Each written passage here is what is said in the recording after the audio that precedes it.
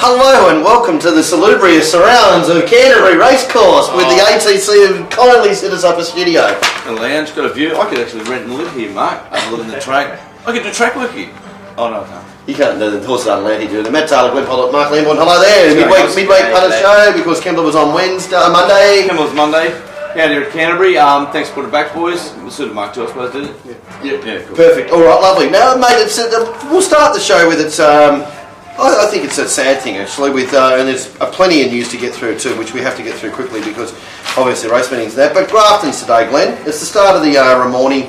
The Ramornie's today. Grafton Cup tomorrow, and we've got the board here from the Calcutta of what was for the Ramornie. Now, Glenn, I know when I was up there, 5,000 would be lucky to buy you the favourite. The pool started at $5,000. Yeah, this game is just gone, isn't it? So what should the pool be, Glenn? 20. Well, look. Put in perspective with Wagga. Is Wagga Gold Cup meaning the same as the Grafton Ramornie? They're the two pillars. Yeah, you would have thought Grafton was bigger. Well, the Calcutta at Wagga, it was here the first prize is 5,400, 800 for second, and 900 for third. And when I played the Calcutta at Wagga, first prize was 22,000. Yeah. 10,500 for second. Yes, the old Glunster. And so Wagga's the only one who's holding on now. I remember when I was there. Wagga holds on, but this just shows you. This is well, it used to be Grafton and Wagga the last two. People just aren't betting anymore because no one's learning about wagering. Our whole industry is in decline because all they want to cater for is drunks and fucking, you know. Yeah, I remember going. Everything that's in the air at the moment, even the Cobalt, which is just a massive story with every which trainer we'll talk about involved in now. Look, how much form going ahead in 5 years from now is this going to root us? That's a fair call, isn't it? Yeah, we just can't worry about it. You know? Yeah, but it puts other people off. Mark, we've got the Grafton thing. I remember when I was going up there and doing, go to most of these carnivals with Mick Sylvester, who was a big player up there. $4,000 or $5,000 wouldn't buy you the fucking phone. No. You know, it's just a dead duck. It's just, and this was the last pillar in Wagga. I know, but that is old school, Dal. That is the way it used to be, and it's very sad that it's gone, but it's fucking gone. Gee, someone got a good buy up there at $675. There you go. Well done, Matt Doherty. Who got it? Matt Doherty is the purchaser there. It says on the board. Lisa Tanner was the drawer. Well, good on you, Lisa. $675 for thump into 5,000 for first, 800%, 9 with possession. Sounds good. It's interesting that the race has got. I think it's got 2 Sydney horses, is it, or 2 last start Sydney horses? You've got Barb for Turbulent Jet. Timeless Prince. I've got the looks as a Sydney horse. No, yeah, no, but it's been racing. Racing away. They've all been racing. It's a bit of a who's who, isn't it? It's not about. It's not about the race. It's a good little race. Yeah, it's a typical good one. Be fucking bagging everything in the race next time. Exactly right. Anyway, before we get into it, there's the winner, Malavia. What else is it?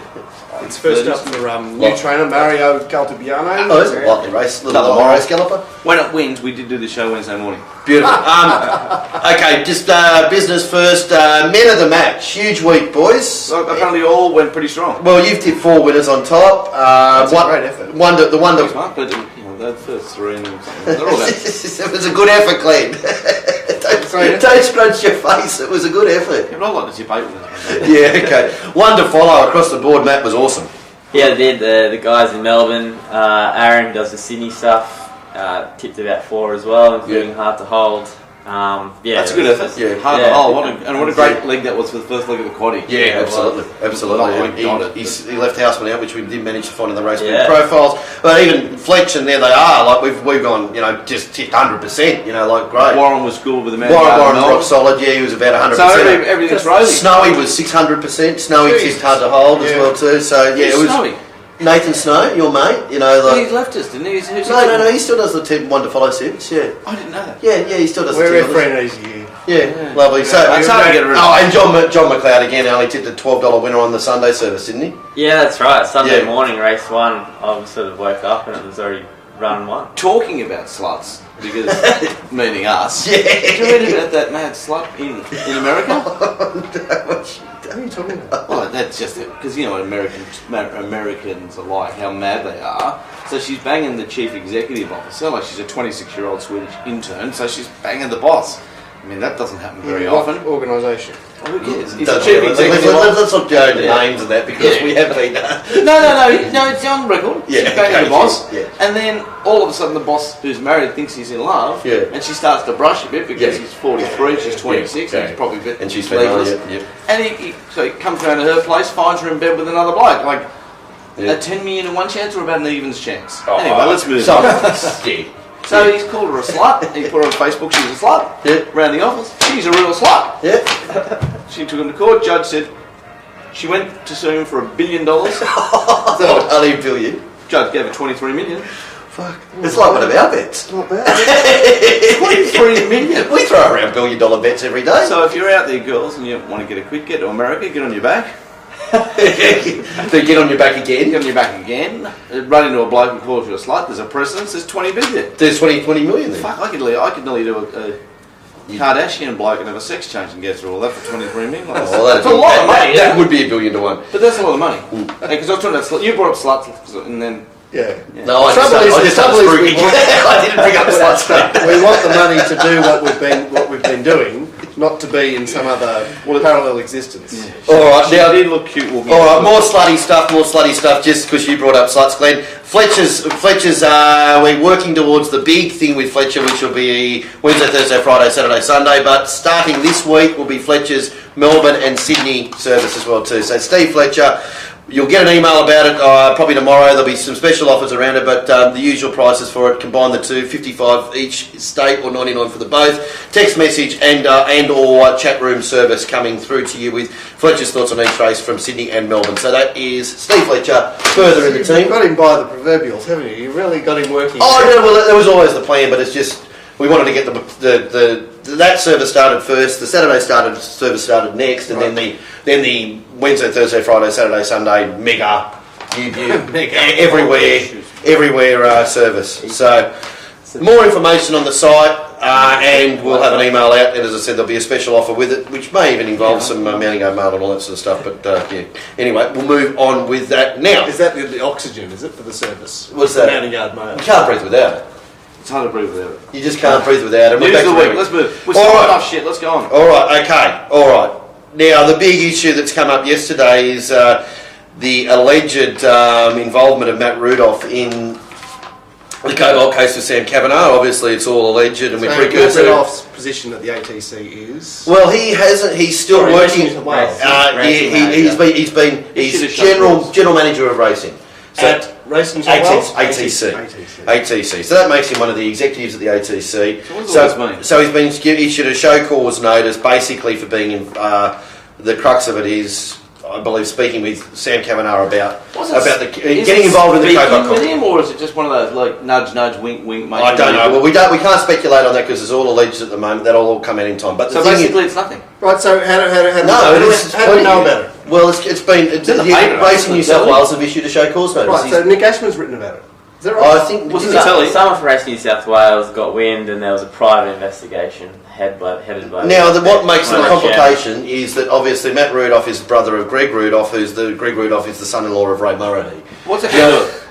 Yeah, well, Robbie's married today. It's like there has to be a conflict of interest there if they're investigating Greg Rudolph. The steward's investigating Greg. But Greg Rudolph will stand aside from any steward's investigation into Matt Rudolph. But then what about Mr. Murray? Well, I see where you go, because they're all family. How do they well, it's a investigate? bit close. Like, Glenn, I mean, I don't think it'd be fair. No, you'd be like me investigating your finances. And yeah, exactly. Me investigating all this. Yeah, sweet. Exactly right. That'll be sweet. I never thought of it like that. Okay, so sorry, Racing New South Wales have announced a steward's investigation. Well, they've said a show cause notice to Greg, to Matt Rudolph. Is that not that's basically saying we've got this there. This is what you're going to do. We're alleging this. You tell us why it's not. That's what a show cause notice is. But who investigates it? The stewards? Well, Racing New South Wales have issued it, so I'd imagine it's the stewards. No, it probably isn't the stewards. Maybe the stewards. The subcommittee. Okay, there'll be a committee on it. Yeah, the sub-brands from the funeral. The boys from the... No, because they've got those two nasty little racing coppers who run around those rings. We've got them now. Oh, do they? The Salperno equivalent or whatever? Yeah, we've got two here. They look jockey-like, actually. Oh, okay. Two of them, yeah, they're two of them. I've seen one of them, he used to be at the Coogee Bay in the undercover road. Okay. Getting all the blokes, with a bit of gear on him. He's one of those types. He's a little Yeah, okay. He's a little sniffer. He smiles at you. Oh, okay. Yeah, mate. Yeah, okay. So this cobalt thing is just getting... It's becoming massive, isn't it? Because, obviously the Melbourne boys... Well, it's getting a bit... You hear so many rumours now. Well... You never stop hearing rumours. As a punter, which all our viewers are, we just want all the information exposed. The guilty parties get absolutely hammered. Yeah, but it seems like internally maybe they were lacking a few... Sitting on things, or... Maybe they didn't have... They needed to make a sort of a call and make sure someone was guilty. So they're back end trying to deal. The vibe I'm hearing is the blokes that have been, smashed, like the Darren Smith. We now got this Kavanagh boy with 476,000 charges and all that. It just seems to be that smaller trainer gets smashed, and we hear that the bigger trainer is also in trouble, but because he's too big, you can't... Right, so they're going for the credit unions and leaving the banks. Is that the story? It just seems that's the Well, vibe. we still got to see what happens with the Melbourne boys. Obviously, you got Mark Kavanagh, Danny O'Brien, who would be regarded as two big scalps, and Peter Moody, who would be regarded as a very big scalp. They're Especially with the Great Horse. They're still all under investigation. What if the Great Horse went round with the gear? Well, what if it did? Blue tinge. It was gear out in England, wasn't it? Yeah, well, so we saw the real. all of these things are relevant questions, and it seems to be getting bigger and bigger and bigger than what I think they might have thought. But do you think it could be so big that it just gets? Shoom. But yeah, Could exactly. they? Then again, a racing official being given a show cause notice is getting pretty big. That'd be something you'd think they'd rather not get out, wouldn't it?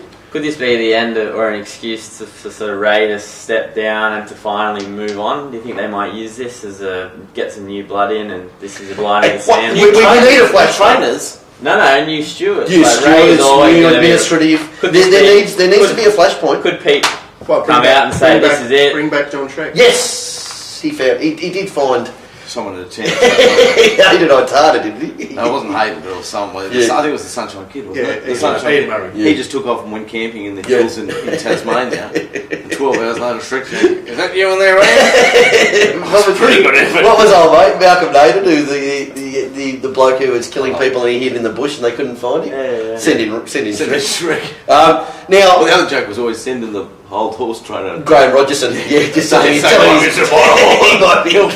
He'll ring you. Anyway, so it's a bit hard to talk about because it's all alleged and it's all that, but it is a very interesting development. Yes. Okay, if that's a development, if we do have an AT system, nudge, nudge, wink, wink, it just makes you a bit clammy in the mouth about other officials. Like, for example, the Waller $30,000 fine. We knew that was... There was something about that doesn't sit well with me. Well, I think it does open up that if there is an official involved, there does need to be a level of investigation into the whole thing above the game investigating itself. And it does need to be Damien independent. Oliver, all of it. You know, I'll take 9 months. Yeah. Basically, him dictating to the stewards what his penalty will be. Yeah. Otherwise, I'm going to go on with it. This is what we keep hearing. That these real big figures. All right, if you give me that, I'm going to 60 minutes. Yeah. And we hear this all the time in the ring. Now, whether it's just racecourse rumour or whatever, but then again, tends to be true. But then again, if it is racecourse rumour, and then now we have an official again allegedly done, and if that allegedly actually proves to be yes, then I think that does give everybody the right, like us, to actually say, rightio, let's have a real big look at this, because I don't know. This is our livelihood. To wrap it up though, we've wrapped up nothing because we've said nothing. No, we haven't really said anything. But just to wrap it up though, like going back to the Murray, that in a way.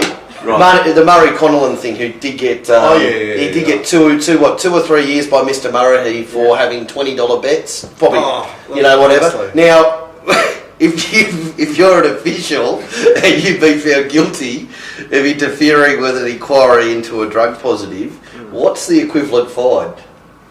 Has to be car tug of war, doesn't it? Have you seen that, Glenn? Yeah, it can't tell. It is. It's not as pleasant as you think. It is. Well, if Murray's got 2 years for having $20 bets, numerous ones. Well, this is all interesting, I suppose. We'll know more about this Rudolph case, and but seeing the photo on the telly today doesn't help him, does it? With his arms around old mate, and there's Mark Kavanagh, and everyone's happy and having a beer. And all right. It's a watch your space, I suppose. Yeah. Watch your space when we can actually talk about it. Yeah, exactly. Anyway, moving on, Glenn, I thought a news topic for you. Have you considered this Japanese submarine building thing that's becoming a big issue? Yes. Has anyone thought of the irony that we're getting the Japanese to build submarines? I mean, this great nation of ours has been attacked, once, and it was by Japanese submarines. I know. It's just well, obviously they can do the job.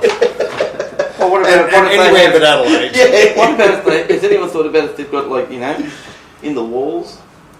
Hidden TNT, so it's sabotage. They just hit a button as we get 300 k's. We didn't quite get your first time, but we've been holding this up. Anyway, Robert Thompson, Glenn. Well, I've got to say about Robert Thompson, let's just get fair dinkum. I've given it to him for fucking a long time. And in the last 6 months, I've never seen a bloke ride better or try on every friggin' runner. So all you punters out there have been winning Robert Thompson, you have me to thank, because he has... How many winners did he ride yesterday? He rode the first two. He rode the Jungle Juice Cup winner for the 11th time. The fourth. He is riding in outstanding form, and he seems to be. He even gets Betfair license and still tries. Well, they talked to me because I mentioned Prince High last week because he was a provincial winner. I was just standing going, "Go, Robert!" No, I went back and watched the replay. What's all this business? All this fucking looking over here. He's looking for Glenn. Oh, you think you got up brown bread? Yep. Really? No, I didn't think so because I was cheering. Yeah, you're cheering. I'm actually in the fan club now. I'm going to start. In all fairness, and we are obviously not the ones to do it, but it's a pretty decent effort. 11 feature. I mean, that's the feature race at Cessnock, obviously. 11 feature races anyway. Well, it's pretty decent. And Jeremy too with 7. Jeremy Sylvester. I knew he won 4 times. Youthful, but that's seventh for Jeremy. And I'd imagine Robert's ridden most of those for Jeremy. I've got to say, Robert just looks outstanding right there. Lovely. Outstanding back too. I know, it sounds sickening. Go, Robert! Go! Fuck it. I'm a week away from tie-dyeing my eyebrows as well to join you, Robert.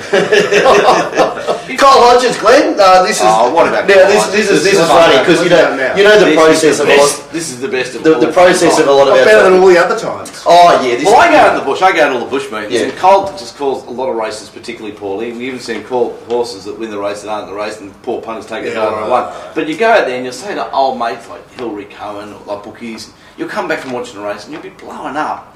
And they all go, "Oh yeah, it's old Cole." And you go, "Henry, what does that fucking mean?" I want a good caller. Anyway, so Cole's getting a bit... But they go, "Oh yeah, it's Cole." But people... He is a lovely bloke, Glenn. But what does that mean? That's Cole. Lovely bloke, go home and play. I'm trying to... And actually, I'll tell you what it means. It means that in this game that is almost a voluntary social club thing, your race caller does do a lot of external stuff for you for free on the same with the committees and that. This is where Racing New South Wales, I think, have taken a lot of things for granted in that, like the stuff. I mean, all the Calcutta. No, they haven't taken them for granted. They've brushed them. They've said you cannot hold a stable hands license and be a part of a committee. It's just like that's right, exactly. Anyway, not a hint jumped the other day at $1.70 somewhere. Greg Ryan was on it, and it's Mr. Place. When I was at Kembla, and I thought he's going to get this in a really nice spot here. I'm going to be able to lay this in the run for sure rods. So I put on a bet there at about $1.48. I'm going to couple thousand out of $1.48, and I'm watching the race, and I thought he's in a perfect spot, but I still didn't get a chink this horse. Come on, someone take my bet, and I'm going, this fucking Cole Hodges has missed this horse. He's not calling it. Anyway, basically the horse was gassed at trying, and I never got $1 out of it. What the fuck? I never got $1. What price were we trying to lay at? $1.48. It jumped about $1.56. It was in a good spot. Very short. Yeah, it was in a good spot. It had to be laid. No one took it off me. So after the race, I'm going. You must be having conniption. Yeah, Katie Keurig. And I thought... So that means he rings me. It was a bit... He said, got to have something for the show. Cole Hodges was a bit... fucking horse. It was a bit noisy down at Kembla, but I'm going... Fucking Cole Hodges. He hasn't called this horse.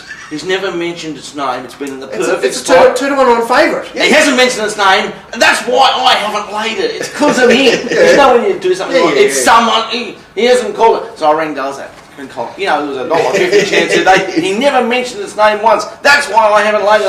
I said, I'll get back in the morning. I get the next morning, do the tapes. Ring again. Racing in Wellington, not a hit since in a perfect spot there. Not a hit round the back. Not a hit. He mentioned it 7 times. So I had to ring him up and go, that Cole Hodges blast. It's not how I didn't lay it. But in my mind, he hadn't mentioned it once. I watched the replay over 1100. He mentioned it 7 times. His expression of where it was in the run was millimetre perfect. To me, at the race course, it had to be someone's fault, so it had to be his. So I'm not. So it's an insight into what we have with. It's just Glenn. Well, I got to say, it was a great call. It was a great call. What price these last 2 points? Glenn tipping Robert Thompson and now tipping Cole Hodges back to back. It's a fair double. Robert Thompson's riding. He's just like Dawn and Nick Kyrgios, Glenn. Well, You must have loved that. it's hard to bag Dawn. Well, no, we'll bag Dawn. You know why? Because she said it. She obviously thinks it. So why then issue an apology afterwards when it all blows up? Yeah, that's a good point. But that's what everyone does. Yeah.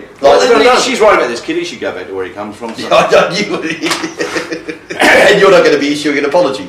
It's classic Punters. Dawn's the go-to for the journos. You want a big quote, you go to Dawn, you go to like Benny Elias, you go to Benny Elias. So Rabbitoh's in trouble, you go to Old Mate. Oh, I'll tell you, what was the cricketer? The really good all-round? No. He was the end of Bradley. Neil Hardy. Martin, who? No, the main bloke who did the march. Rabbitohs. Oh, George Biggins. The Rabbitohs are struggling. Go to George, Rudolph, Russell, Peter, all that sort of stuff. So the meeting. So if this Rudolph case explodes out and all the shit, are their go-to meeting going to come to me for it? No, that's if you had an active meeting. Well, Nick Kyrgios, how unbelievable a tennis player for a young man is, but he is borderline insane. He's going mental. So which player actually stood there and... he just carries on about mad things. And he seems to lose his mind under the so-called pressure of being a multi-millionaire. Being on the tennis circuit. It's like the US golf tour. They go, he's got this putt for 100,000. Like comes in and goes, oh yeah, bang, what's the difference? Yeah. I mean, Rory McIlroy, he signed a deal for 10 years off Nike for $25 million a year. That is $500,000 a week for 10 years. So how are you under any pressure ever? Yeah, You're under pressure. He hit his ankle and he's out of the British Open or something. You're under pressure if you're in first class and we lose altitude a bit. You could stress in, but besides that, life's a suck on the dig.